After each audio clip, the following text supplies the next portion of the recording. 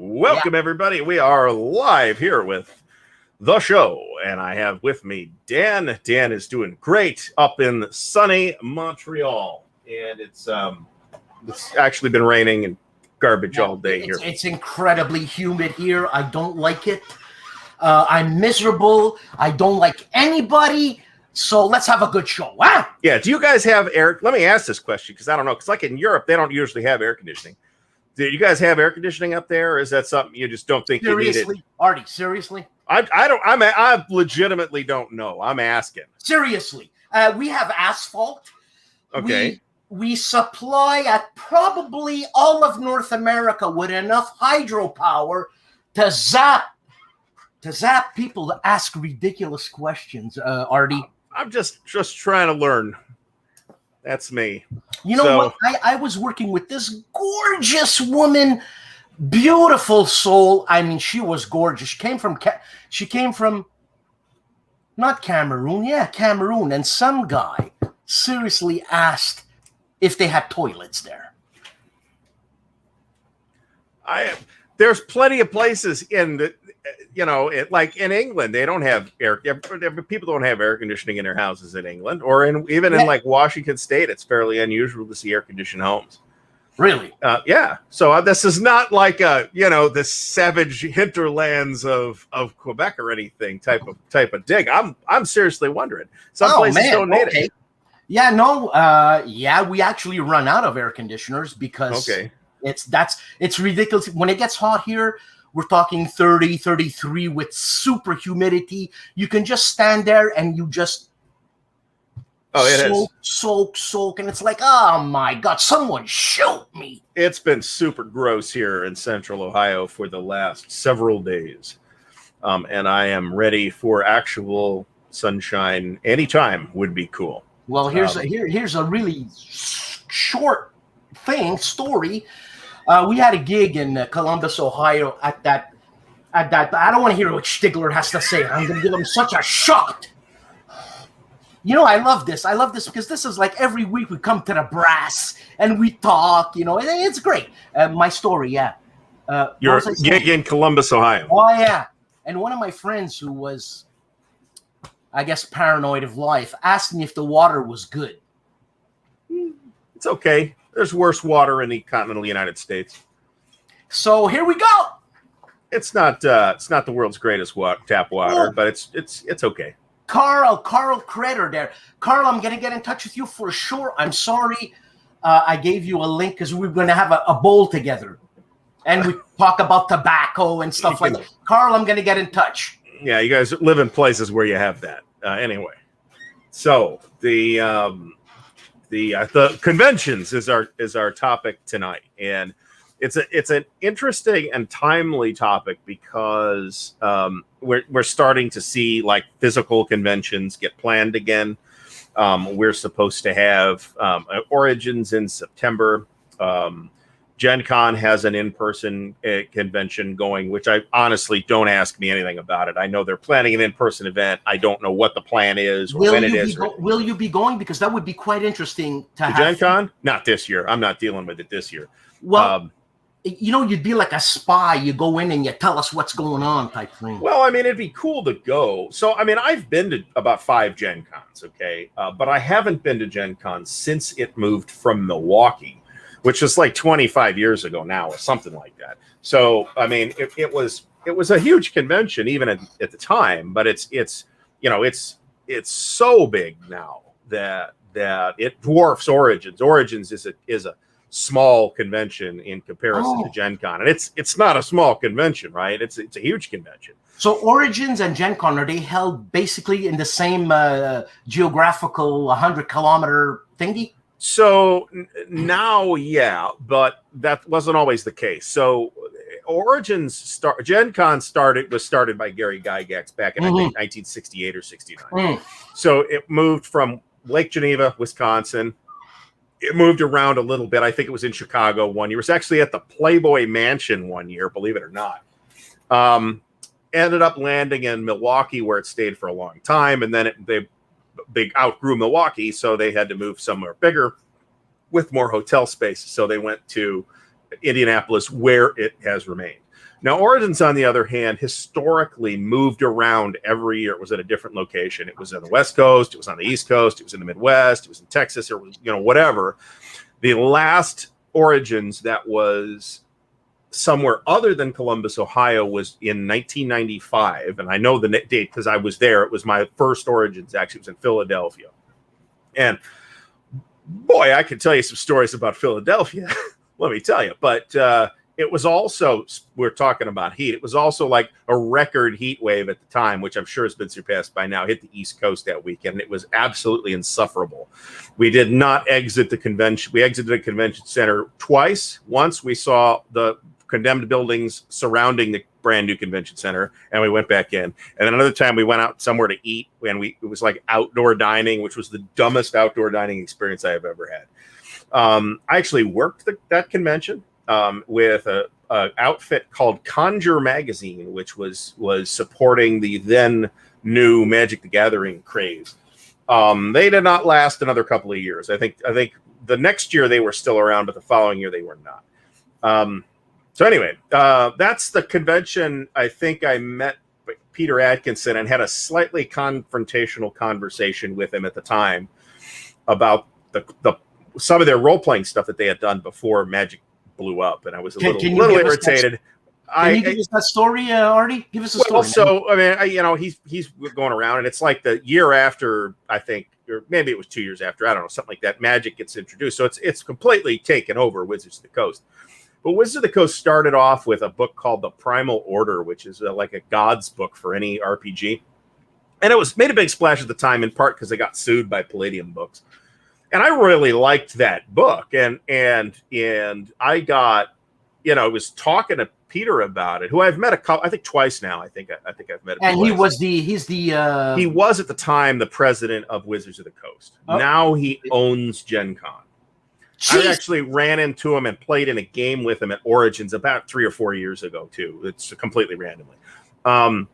So, I was like, I really love that book, and it's a real shame we're not going to see that again. And I think he took it personally that I was like ragging on him for not producing this, this niche product when he's got, millions of dollars of product flowing out the door, literally that minute on the convention floor. So, but since the year after that, Origins moved to Columbus and has been in Columbus ever since. The two conventions have always been close time-wise, like June, July, August, something like that. Gen Con has typically been late July or early August, where Origins has typically been, at least in the last 20 years, has typically been more often late June or early July. I don't know what Gen Con's schedule looks like this year. I know that Origins is scheduled for September. I know they're taking event submissions right now. Of course, all these events started as wargaming events, right? Yeah. Origins was started by Avalon Hill and SPI. And then somehow, for reasons I poorly understand, it ended up in the hands of GAMA, the Game Manufacturers Association. Which really has no business running conventions, in my opinion. But I was not consulted. So, and then of course, Gen Con was started by Gary Gygax as a wargaming event, right? And like D&D role playing games didn't show up in their currently understood form until I think Gen Con 4 or something like that. So very early, would have probably been about Gen Con 6, thinking about it. But there were like predecessor games to RPGs that popped up a couple years before that. There was this thing called Brauenstein or something like that. And I forget the guy that ran it, but it was sort of like a proto RPG where there's this huge castle model and you take the floors out and, everybody plays one character, which is the big difference between a war game and a role-playing game is you're one character that you control. Not that there's not war games that do that too, but there's not very many war games that do that. But I want to mention something. Maybe it's my my homosexual tendencies creeping up, but you look mighty handsome in that T-shirt there, Artie. Well, it is a very fine T-shirt. It's funny you should mention that because actually I've been selling a lot of T-shirts lately. I'm gonna get one for sure. Well, David, I thought I sent you one. You didn't send me squat. And you know what? I did actually. I sent you a bunch of games, but I didn't have the extra. I didn't have the extra shirt at the time. David Thompson posted a picture of him wearing his brand new very sharp Ardwulf Lair shirt, and I immediately sold like 5 more shirts. You know what? So, and talking about my homosexual tendencies, David Thompson, what a fine-looking man. You know what I'm saying? He's an Ohio lad too, a handsome Ohio Midwestern corn-fed lad. You know, I mean, he's a handsome man. He's got a handsome family, handsome children. He's half my age, I think. Seriously, and he works for. Oh no, I'm probably exaggerating slightly, but I'm guessing I have at least 15 years on David. But this guy's got information that could destroy the world as an intelligence. I am not sure how classified David's job is. He's not going to tell you nothing. You know, I just don't know. I'm not. Look, that's all I'm saying. He's too cute to be not significant. You're saying he's a Russian asset like that. Well, I'm not saying that. Okay. I'm just saying, don't let his cuteness. You know, the guy's a killer. Whatever. Okay, let's go on. Anyway, so yeah, David is in the chat, so I didn't even notice that. Yeah, that's why I'm saying that. But yeah, I should be at Origins. Minimally, I'll be there on Saturday. So the new job, I haven't exactly ironed out what the attendance / time off policy is. I think I know how it works. I'm just waiting for confirmation, and I don't know how free I'll be able to be with time off in that time frame. So I don't know. My convention plans are kind of up in the air at this point. I will say that I'll be at Origins for at least a couple of days. There's a super secret job, a moral job, and you owe it to us, people that cannot cross the border, to give us a glimpse of what's going on, Artie. I've been doing that for 20 years, actually. Hey, well, so okay. So I've literally got like 20 years worth. I don't know about 20 years, but I got a lot of pictures that I take every year at Origins that have circulated here and there. But like I said, I'll be there. There's also a super secret, I'm not supposed to mention it, OCS event occurring here in Columbus in, I think, November. That is, I think, pretty much going to happen at this point. But again, I don't know. Who's running this? It's super secret, and I'm not allowed to say. But it's not anybody like any public figures. It's just, OCS people here in Columbus. Is it a company? No, it's just OCS people here in Columbus that, because we didn't get a Buckeye Game Fest last year and we're not getting one this year to play OCS, are getting together to play OCS, and there's probably something else happening, but it's probably going to be 15 to 20 people playing OCS for a week. That's cool. I like that. I like that. Which is another, convention format that has evolved in the last 20 years or so, right? So we started out with these with the conventions like Origins and Gen Con, and then some of them, a relatively small number of those conventions, grew and grew and grew and grew, and eventually evolved. Role-playing games come along and they take over, and then the collectible card games come along and they kind of take over, and then video games suddenly have a big presence, and now it's board games, and a lot of the air in these big conventions is getting sucked up by like general type board games, and there was I can remember when there was a big war game presence at Origins or Gen Con too, but how long ago? 20 years ago or so, right? So maybe 15 years ago, but it's been a long time, right? So what we've seen though is an evolution of the convention space in which the wargamers have started doing their own events again, right? So this is actually this next Consim World Expo, I think, will be the 20th anniversary Consim World Expo. That was, I think, supposed to be last year. Maybe it's 25. I don't know. But even that's been around for a long time. Now that's not 10,000 people, right? I think the last one drew like 350 or something like that. But 350 people all in one room playing monster war games. Not that it's 100% monsters. That's huge. That's a huge that would feel like an insane event to me, right? So, and honestly, it's an event it's an expensive event to go to, but because of where it is, I mean, if you live in Arizona, good for you, but I don't. So I'd have to fly there. It's an expensive hotel. It's there for a week, so that Are flights expensive from state to state in this state? It's probably $300 to $400. I'm totally guessing here. It's probably $300 to $400 for a round trip plane ticket, but the hotel will cost like $1,500. That's the problem because it's an expensive hotel and you're staying there for 8 or 9 days. Yeah, but Arizona, you could sleep outside. If you want to die, sure. Yeah. I mean, aside from the sizzling heat that's hot enough to cook steak on the sidewalk, it'll be devoured by rattlesnakes and scorpions, I'm sure. So I was thinking about Compass Expo, which is in November. I want to go. I want to go. Veterans Day weekend. It is a fantastic little event. I want to go. It's only 4 days. I got a guy I think I could probably split the room with. So you're there for sure? Well, I don't know yet, but assuming I can get 2 days off, yeah, I might go up for Cups. I'm not driving it again. We drove last year. The drive up there was too long. The drive back, we got hit in a snowstorm. It sucked. It was like a 17-hour drive for me to get back home to Ohio from Connecticut. It sucked. So I wouldn't do that again. I would just fly. I'll pay the $300 and fly. But it's a nice little event. By no means is it limited to Compass stuff like getting played. Yeah, I really want to be there. I want to meet John. I want to meet Bill Thomas from Compass. Yeah, and I want to give a few people a shot in the head, and they'll know why.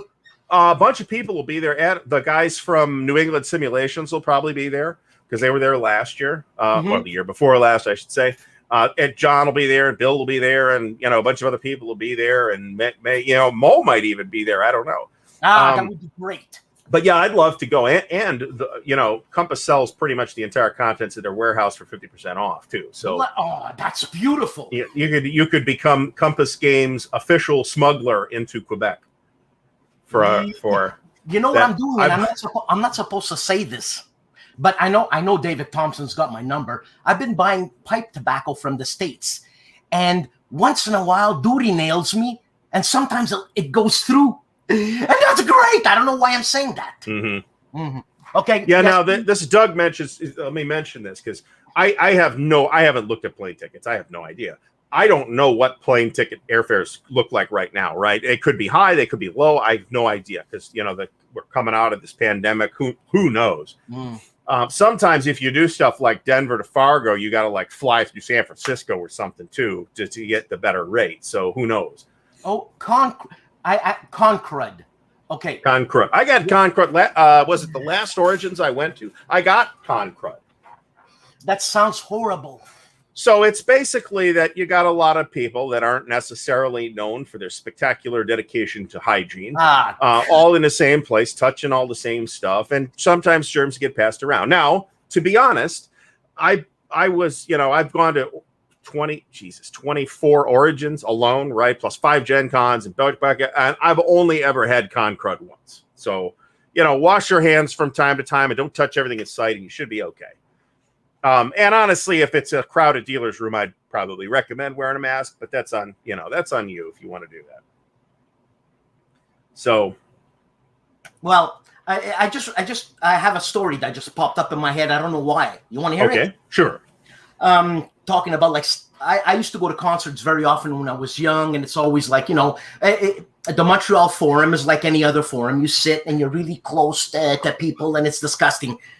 And I met this guy once, and he had a friend who had booths up, and he had the most expensive booth. Rich people seats is what we call it. Yeah, and I saw Iron Maiden and Ozzy Osbourne in the most beautiful lazy boy chair with because I'm a man, I'm going to say a gorgeous lady serving us. Everything was free.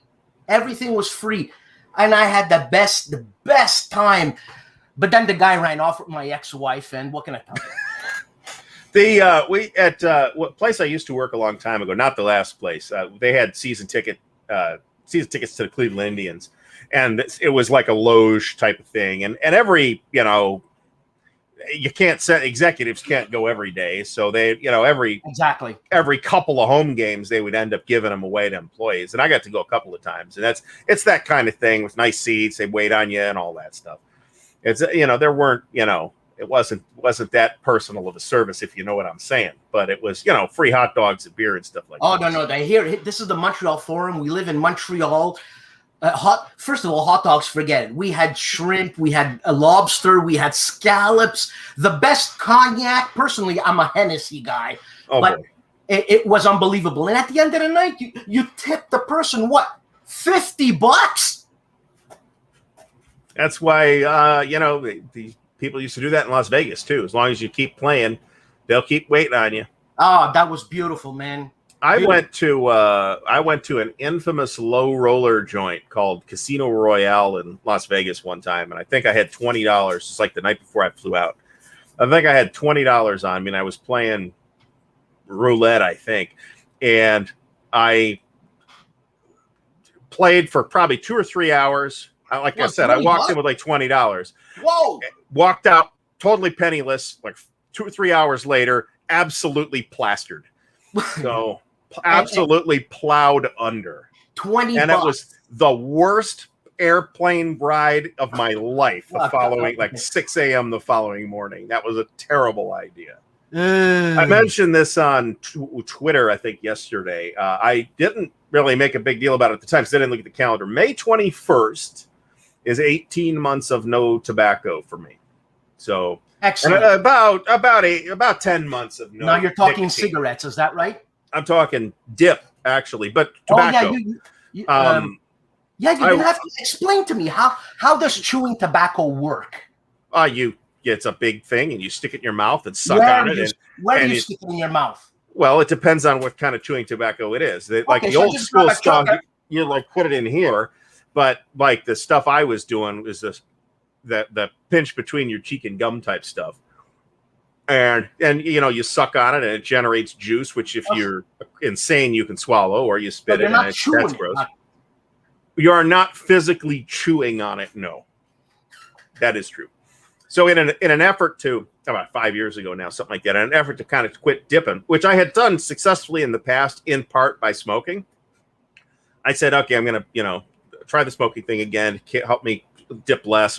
So what ended up happening was I was dipping about the same amount and smoking, and that was bad. So I'm happy to be away from that. And I tried a variety of techniques, including using the gaming budget as the tobacco budget. So I told myself, if I don't spend this $180 on tobacco products this month, I can spend it on games instead. That worked for you? No, it did not. What ended up happening was I spent the $180 on tobacco and bought the games anyway. So, not an entirely successful technique. No, and what did it was the vaping. I mean, I started the vaping, and I started it at relatively high nicotine, and within 6 weeks or something like that, I was cutting down the amount of nicotine that was in the vape juice. And you weren't jonesing?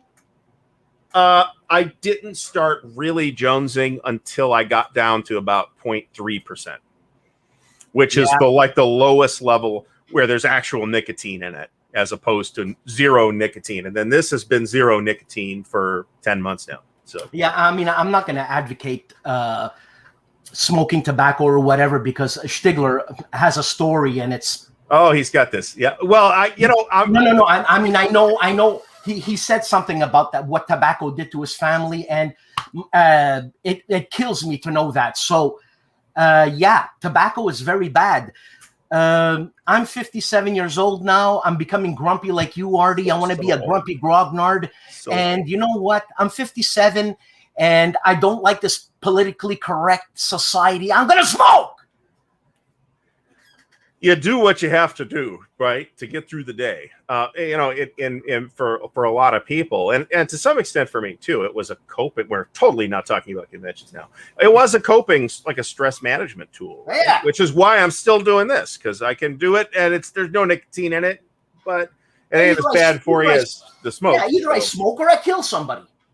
Well, I don't know about that, but I might flip out and get fired or end up in jail or something like that, and that's not cool.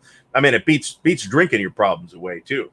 So, there's a phase for everything. So, but yeah, I mean, I was going through 2 cans about 2 cans of snuff a day, which is like a 5-pack a day smoking. Oh man! In terms of amount of nicotine. So now I was buying the cheapest stuff available.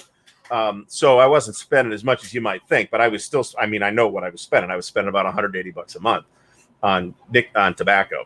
So I was not smoking that much. I was going through about 2 packs a week, 2 to 3 packs a week. But still, I mean, it's I'm not making it better, right? It wasn't as helpful as I thought. And the problem was that I found cigarettes that I didn't think tasted absolutely horrific, which were the clove cigarettes. But they don't have less tobacco in them. They have the same amount of tobacco. They just have a little bit of clove in them too. Well, good for you, man. I don't smoke whatever you do. I don't know if this is true, but something I will tell you that since my taste came back after COVID, because that was my symptom, was I lost my sense of taste, especially, and to some extent smell. I'm noticing I can taste a lot more things now, but not so much from quitting dipping. And I'm sure you feel a little bit lighter. No, like I feel in the 30 head. pounds heavier. No, in the head. 30 pounds on in the last year. The cloud is not there anymore. You know what I'm saying? Yeah, maybe. I know there's a lot of like pipe tobacco YouTube channels, actually. Oh, yeah. So. And one of the good ones is actually called Stuff and Things. I really like the guy. The guy's name is Bradley, and he knows his stuff. And I don't like his tastes, but that's fine. He's a Virginia guy. I'm not. I'm a Latakia guy. Oh, the Virginia tobacco is relatively harsh, I can tell you that. It depends. If you smoke it slowly and it's aged nice, it's sweet, citrusy, it's very nice. Okay, maybe. I remember, not only do I remember smoking at gaming conventions, I remember smoking with Gary Gygax at gaming conventions. What did he smoke? Marlboro type things. Oh, okay, cigarettes, yeah. He had he would run games and he'd have a little portable ashtray that he would bust out. This was at a Gen Con in 1992 or something like that. I forget. This was like after he left TSR. Let me put it that way.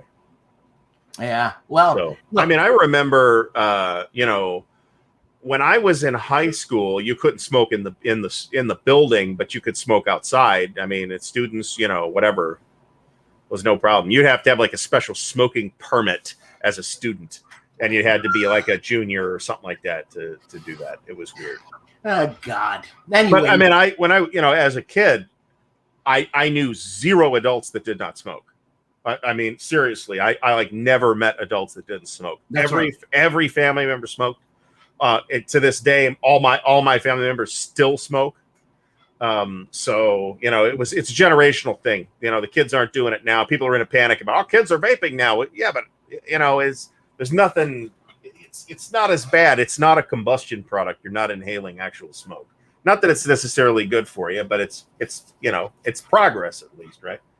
So anyway, you were talking about Consim. So this is not a guarantee that you're going. Is that right? Consim World Expo. I'm not even sure it's happening this year. Actually, in fact, I think it is. I think it is. Is it in November? That can't be. I don't know. I might be mistaken, but I think didn't John put out something that it's happening 2021 November? Well, I thought that was Compass Expo. When I have John Krantz in my head, Compass and Consim, you know what I'm saying? Yeah. So what I'm seeing is August 28th. So it sounds like they're planning on doing it. August 28th? August 28th. That's like tomorrow. Well, it's not very far away. So there is, I could tell you, there is 0 chance that I will be at Consim World Expo this year. I'd love to go someday, maybe next year. But I think there's 0 chance of it actually happening. When's Compass Expo?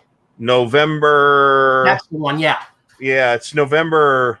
I forget the exact dates, yeah, but it's Veterans Day weekend. I want to be there. So, but yeah, I'd love to go. It's a nice little event. There's a lot of quality gaming happening there.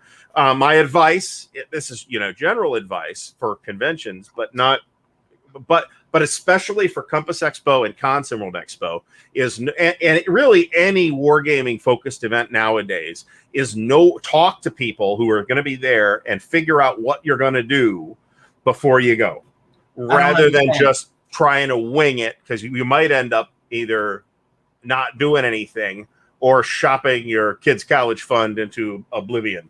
Really? Eh? Yes. So one of the things I would always do at Origins was buy a lot of stuff, right? And you know, for a while I could do that because what I would do is I would buy stuff, you know, wherever throughout the year, and then I would take a lot of stuff down and dump at the Origins auction, and then I would buy a bunch of stuff, but I would still walk out of Origins with more money than I came in with because I sold a bunch of stuff too. Well, they don't have an auction or a games auction at Origins anymore because of Ohio's auction laws. So I think I've mentioned this, but I've never actually said why. In Ohio, in order to run an auction, you have to have an auctioneer's license.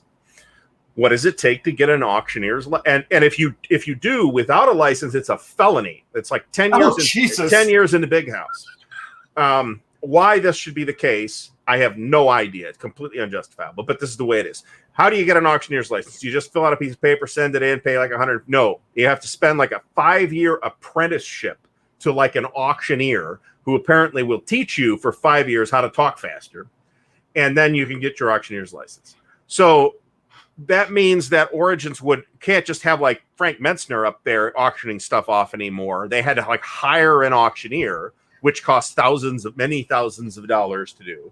And of course, the auctioneer doesn't know anything about the games. That's right. You know, Frank up there knows a ton about the games, right? He can tell you, oh yeah, so-and-so and I wrote this together, blah, blah, blah, blah, blah. You know, random cattle guy whose only skill in life is he talks real fast, just made $15,000 to stand up here for half an hour auctioning off stuff he has no idea what it is for $3 a piece. So that's why there's no games auction at Origins anymore. Also, there were like people that were willing to deal with this running that games auction. But then after a while, there was an incident one year where the room with the auction got broken into and all the cash and all the laptops got stolen. So that, and therefore nobody wants to do it anymore. Gen Con still has a games auction.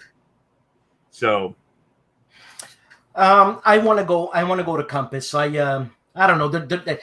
It seems a different atmosphere than something like WBC, you know? Yeah, and I don't know what the attendance. I think the attendance was like 180 people, beautiful, something like that. Yeah, so it's a small event, but right. But like I think I mentioned somewhere, everywhere.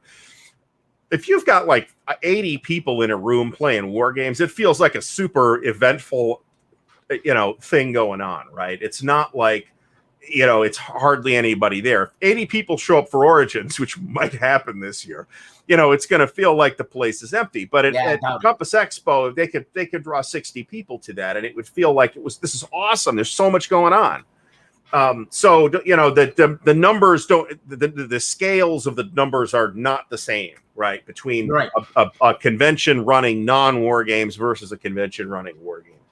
Now, of course, the other thing that we've seen is there's a small number of events, including Console World Expo and NWBC, that are more than the typical 3 or 4 days of a convention. So they can accommodate big games that might take a long time to play. Of course, Console World Expo is kind of like contiguous with MonsterCon, which is, you know, started out as a place to play big monster games, right? And actually, Winterfest was like that too. That's what the idea was. They got the cheapest hotel room they could have, and for 20 years they ran it, and it drew less than 20 people a year. And then suddenly I started doing videos about it and saw it's like 80 people this year. Shit, what are we doing? Where is it? It's in Ohio, Winterfest? It's in Sandusky, Ohio, yeah. Sandusky. Mm-hmm. So Sandusky is a amusement park town on Lake Erie. It's known for the Cedar Point Amusement Park, which of course is closed in the winter. And it's in February. So basically the hotel they practically pay nothing for it. The rooms at the hotel are cheap. It's like $70, $78 a night or something like that. If you split that 2 ways, it's, you know, $40, $35, $40 a night. That's nothing. For 10 nights, you still spend $300 or $400 to stay there, but there's also no vending or anything like that. Sometimes people bring stuff to sell on their own, but there's no vendors or anything like that, which is also... So Compass Expo, and I think Console does this too, has like a flea market table thing. And I don't even think they take a cut of it, actually, where they'll give you like sheets, and basically somebody will be selling, you know, old copy Panzerblitz, $20, you know, and that their name will be on there, and then you go find them in the room, hand them the $20, and walk off with Panzerblitz. And it was very manageable, actually. And there were things that I wish I'd have bought there, thinking about in retrospect, but that I, didn't buy that off that table. But I walked out with a bunch of stuff like ancient S&Ts and stuff like that. So, I mean, it's not just Compass stuff, right? It was a lot of stuff from the history of wargaming, too. Marcon is another one. Marcon is here in Columbus, which I've never been to. It's more of a Dragon Con type of thing where it's like a sci-fi con that happens to have some gaming at it. It has been here forever, and I have never been to it. And why is Ohio the hub of cons? I don't know that it is, but it might be just that I talk about it and I know what's going on in Ohio. There could be a Gary from, Iowa, and there's a ton of stuff happening in Iowa that I just don't know about. That's plausible. There's certainly tons of events in Ohio that I don't get to go to. There's a Sin City Con, which is in Cincinnati, which is supposed to be a nice little event. I've never been to it. There's one up in there's Con on the Cobb, which I've never been to because Corn, Ohio. Yeah. There's something that goes on in Hudson every year that I've never been to. There's Oktoberfest, the ASL Oktoberfest, which is an ASL event, very intense, that happens in Cleveland every year. That's a week long too. Now, is that too intense? For me, absolutely. Oh, Jesus. Okay. Absolutely. I don't play that much ASL, right? I mean, I play a couple games of ASL a year at my pace. So, I mean, it's for the pretty serious ASL people, right? And you don't really see other stuff happening there. At least the one time I went, which was a long time ago. So, Toronto, Ontario used to have small gaming every 3 months, or the big one in March. Yeah, I think Gilbert Collins, if I'm not mistaken, goes there. Yeah, so that's and then there's Stack Academy up in Quebec too, that is supposed to be a fine little show. Absolutely. Gilbert's done a video on some event that was in Canada somewhere. Canada, eh? Yes, so I hear. I guess there's people going to WBC to do gaming. You have to wear a mask. Maybe. And I gotta tell you, I mean, I'm fine with the rule. I might not want to go to an event where I'm going to have to wear a mask because I'm not comfortable in it. I mean, and I get why people are not comfortable in it. So I might steer clear for that reason. I don't know. I mean, I want to be over. I want to be done with this nonsense.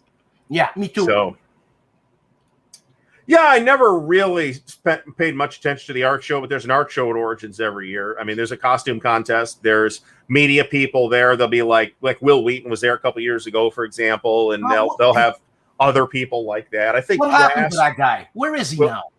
He's on. I don't know. Actually, he's still around. I know that. But who was there last Origins? It was a notable. Charisma Carpenter was there at the last Origins. From Buffy. So I can tell you that. So here's a good one right here. Jeff Beeler might have a good idea here in that in the Midwest, there's a lot of big cities that have hotel space where there's really nothing going on for a good chunk of the year. And it's relatively economical to get a big room, right? I can tell you that, so this will be the third Compass Expo. Okay. Compass Expo is like the next convention that I hope to actually get to other than Origins. Origins is right downtown. I could take an Uber there. It's, so it doesn't really count to some extent. So I was there for number 2. I wasn't there for number 1. They got a new hotel for number 3 because the state of Connecticut shut the place down from the last place. Now, I had a lot of bad things to say about that hotel. It's super ancient, was not very inexpensive, and the food was absolutely garbage. So the convention was great, but the hotel was a dump, super old, very worn down, weird ceilings, ceilings in the shower where it was like, I got a hunch over in the shower because they had some kind of weird thing going on. Not thrilled with the hotel. So I'm happy they got a better location. I see pictures of the new place. It looks way better than the last place. So that's hilarious. Anyway, So I'm aware that Will had his own show, Yeah. but I think he got in a dispute, like a legal dispute with whoever he was with before. So Will's show, the board gaming show, was good. I enjoyed watching it. Well, he's got some good coin to create a good set and all that and blah blah blah. Well, yeah. So I mean, there's a lot of folks now. So I mean, gaming. This predates the COVID situation, Yes. right? So there's over the last several years, there has been a huge spike in online gaming as performance. Okay, so people playing board games, and Will show tabletop kind of stuff. I don't know if it started that, but he's got me watching it. So and a lot of people piggybacked onto that, and then you had stuff like Critical Role, which is, if you don't know, it's a bunch of friends that all happen to be like Hollywood actors or professional voice actors or something like that, who also happen to play D&D. So they're like playing this D&D thing, and that's turned into its own like cottage industry now with books and DVDs. But is that Sofia Vergara's husband, the big guy? Huh? No. Huh? Yeah, he's got a D&D thing. You know Sofia Vergara, the Are you talking about Joe Manganiello? Yes. Yes. No, that's not Joe. Joe's got, actually, one of the people in his group is somebody I know, believe it or not, but from way back in the day. But but that's a thing too, right? So it's become kind of trendy. A lot of creative people who are like creative big shots in Hollywood now got to exercise their creativity as kids by doing stuff like playing D&D. So that's a huge thing now too. There's a whole bunch of people doing that. It's on Twitch. It's it's all over the place.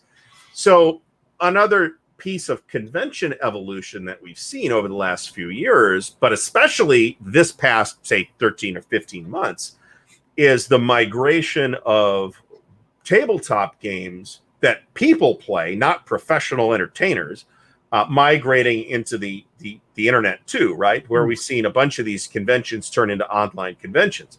We've now seen 2 San Diego Historical Games conventions be held online.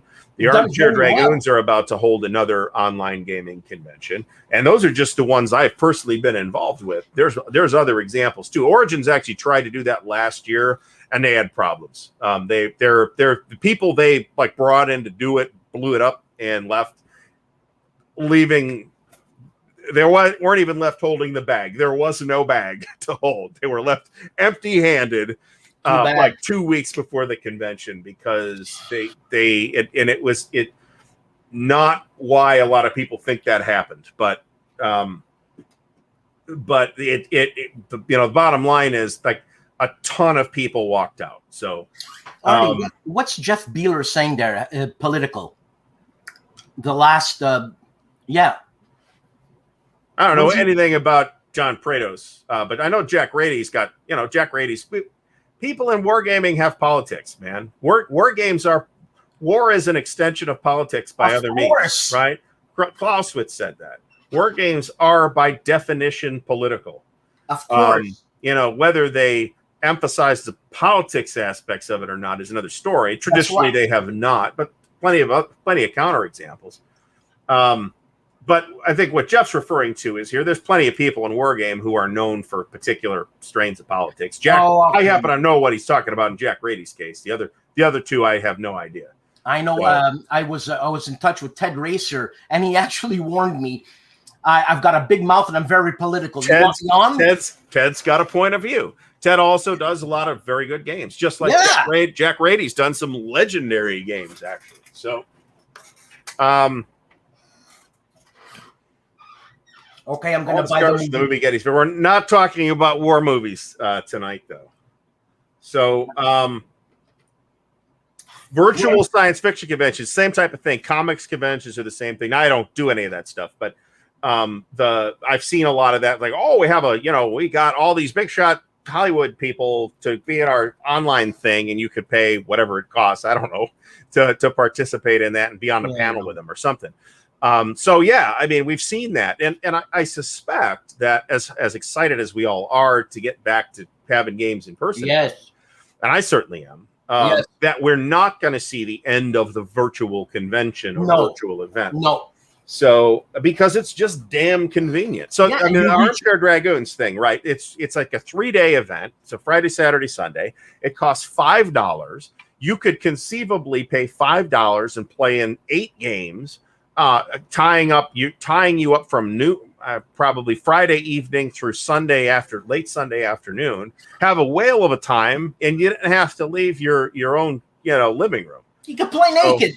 You could play. You don't have to wear pants or anything. There's no dress code. I'm assured that there's no dress code.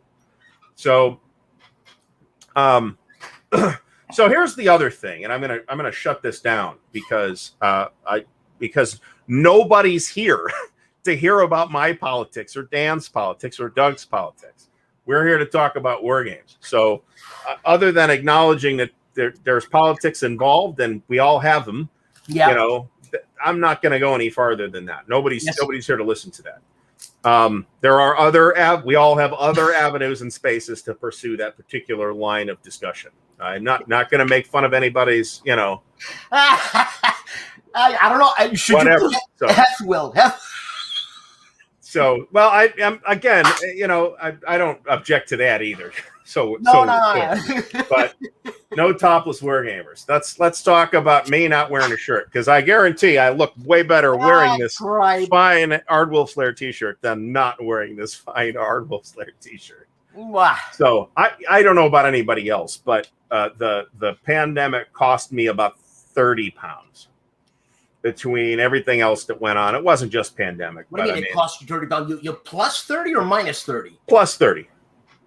So, and that sucks. So we're working on that now, and we'll see what we can do.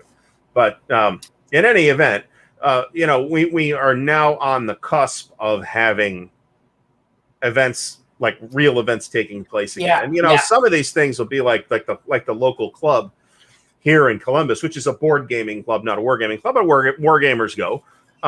And they're already having meetings. They're just having them outside under like a pop-up tent, which is crazy in my opinion, but there you go.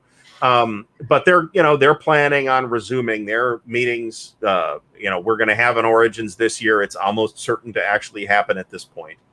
We could spend a show talking about Origins by itself.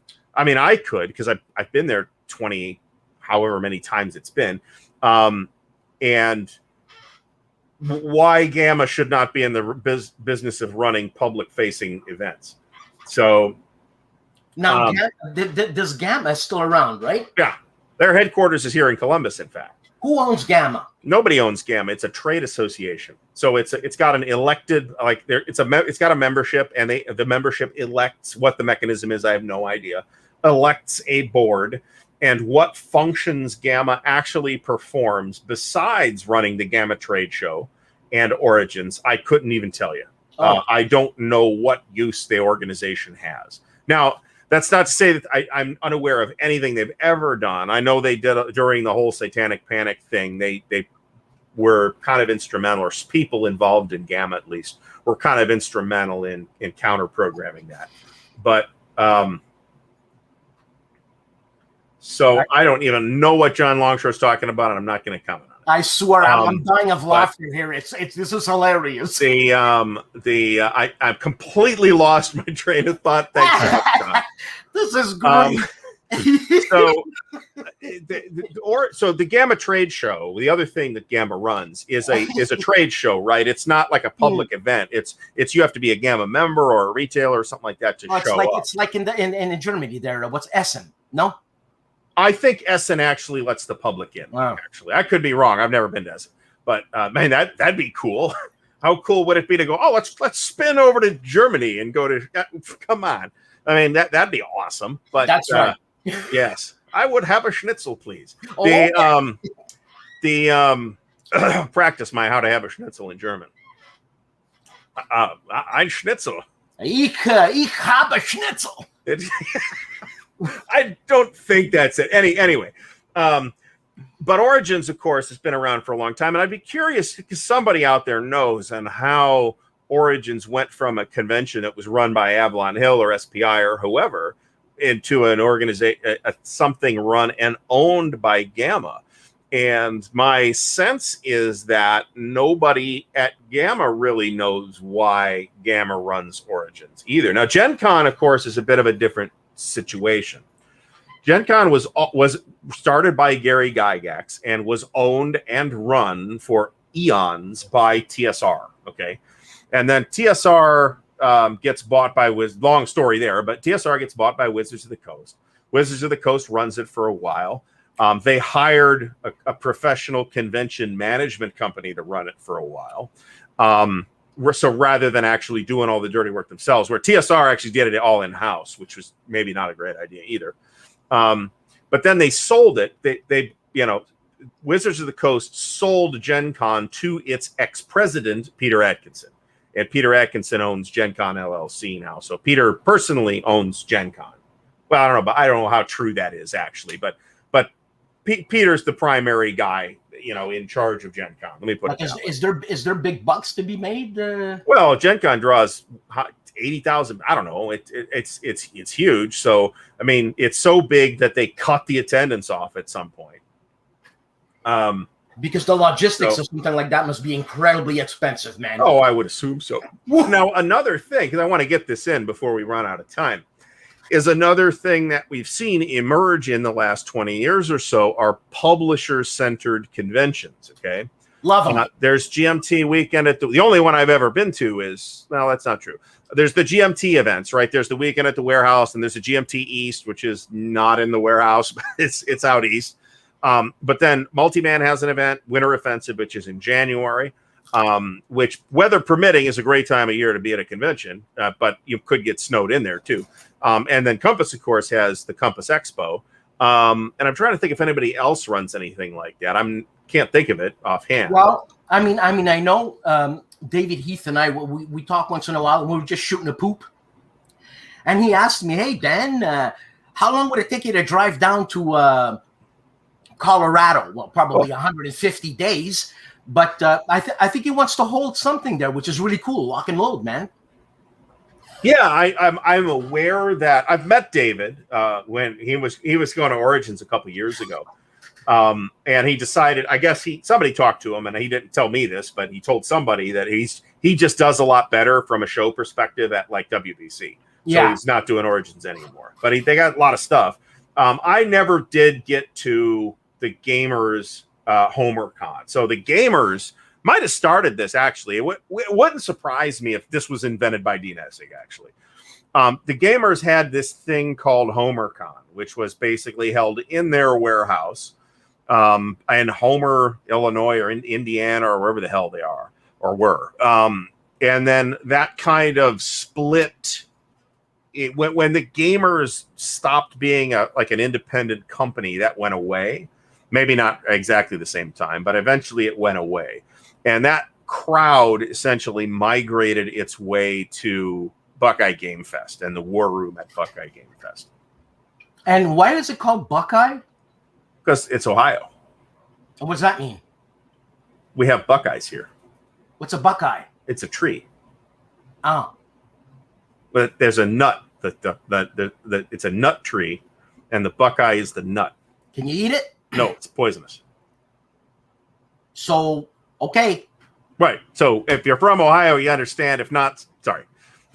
So it's an Ohio thing. So I mean, I ain't got the time to do this, but Jeff's totally right. If you have the leisure time, if you're retired or whatever, and can take the train to Phoenix or Denver or whatever, yeah, absolutely do that. Really, it's so much more comfortable. Well, Jeff, let me tell you something. The price of that ticket, I'll find out. And next week, it's not. I could tell you. I don't know about right now. It's probably comparable to the price of an airline ticket. No. I'm saying it's really close to maybe $1,000. Maybe. I don't think so. I mean, like I said, if when last I looked at this comparison to like fly out to Phoenix or something like that versus taking the train, the price was comparable. The difference is that it takes 3 days to get there by train. It takes 4 hours to get there by air. So you need the extra time off. And unless you are retired and have, no demands on your time. But like a train is nice, though. I've taken a lot of trains, and it's really nice. So much more comfortable. Mm-hmm. So much more comfortable. I loathe the air travel. It's air travel is designed for either people who have way too much money that can just say, "Sure, I'll take first class," or incredibly tiny people that fit in Barbie doll size seats. So, not me. And I am not that person. No. So, you're not telling me you're from Michigan, are you, Jeff? Because that wouldn't be okay. What's wrong with Michigan? Michigan, it's an Ohio thing. No, but I had a Michigan T-shirt, and I still have it. And why do people laugh at me? And why is it like the newfies of the states? So if you're in Columbus, Ohio, and you're wearing a Michigan T-shirt, my first thought is, are you from Michigan? Because you're not in Michigan. Or so there's a couple different reasons why people. In Canada, I have no reason. You guys got no dog in the fight in Canada, as far as I'm aware. Except that Canada is like the second most Canada-like state in the United States, behind only Minnesota. But I would think, why are you in Ohio wearing a Michigan shirt? You're in Ohio. Are you from Michigan? Because if you're from Michigan, okay, I can understand why you're wearing a Michigan shirt. But if you're from Ohio wearing a Michigan shirt, then I'm going to assume you're doing it just to pull on people. The assumptions are unbelievable. I bought that T-shirt for $3. Well, that's great. I mean, I think you overpaid, but that's me. Right? So, I mean, you guys, I'm sure you guys the Canadians have some kind of hockey rivalry. So, lost their baseball team too. I grew up with the Expos. I'm very disappointed about it. Oh, bloody hell. That's true. That's as a certain HB is known to be an Ohio State partisan because he is a man of character and refinement. And doesn't truck with those people wearing random Michigan shirts that aren't from Michigan or went to Michigan. I remember walking down in the States. I don't know where I was, and it was a guy riding a bike, and I had the Michigan shirt, and he yelled something at me. So it's funny because there was a big rivalry between. We're going to talk about sports rivalries for the next 2 minutes now. I'm from Cleveland originally, and there was a big rivalry between the Cleveland Browns and the Pittsburgh Steelers. If you were from Cleveland, I'm convinced to this day that nobody in Pittsburgh ever knew there was even a rivalry. So, but Michigan, Ohio State's not like that. Michigan, Ohio State both care very much about that rivalry, and Michigan would like to win a game occasionally against Appalachian State too. But that's their problem. So anyway, yes, Stephen Reynolds. Yes, the Nordiques were sold to the Avalanche. If I'm not, and they won the Stanley Cup that year. Just to tell you how good that team was. Well, they were all Canadians, so I would. Yeah, but the management sucks here, man. It's owned by big corps like Molson. I'm gonna send our Cleveland Browns management team up there, and they'll take care of that problem for you. So, I don't know anything. I like hockey, but I don't have the time to deal with it. So we have a hockey team here, an NHL team here in Columbus, of course. But they've never won anything. So and I was a hockey freak, man. Well, you're from Canada. And lost it. Hockey freak. But I hate them now. It's because Montreal doesn't have a hockey team anymore? Yeah, Montreal has a hockey. They're actually doing really well right now in the playoffs. Okay. They beat Toronto, and I don't know who the hell they're playing now, Winnipeg or something. And I mean, that's how much I'm not into hockey. But I can't take it, man. I can't. During the season, they play all safe, and it's like nobody wants to get hurt. The insurance costs too much, and come on, it's a game. Yeah, but so back to this. Michigan can't beat Michigan State either, so it's kind of a wash all around. What? There's two Michigans now? There's a Michigan and a Michigan State. And there is a rivalry between Michigan and Michigan State. Michigan has not had a good decade or two. So there's never been. I mean, that the rivalry between the Browns and the Bengals died with Paul Brown, pretty much. So, who was the founder of the Browns and the founder of the Bengals? The only thing I know about the Bengals, I will let you know right now. Give me 1 second. Son of a bitch.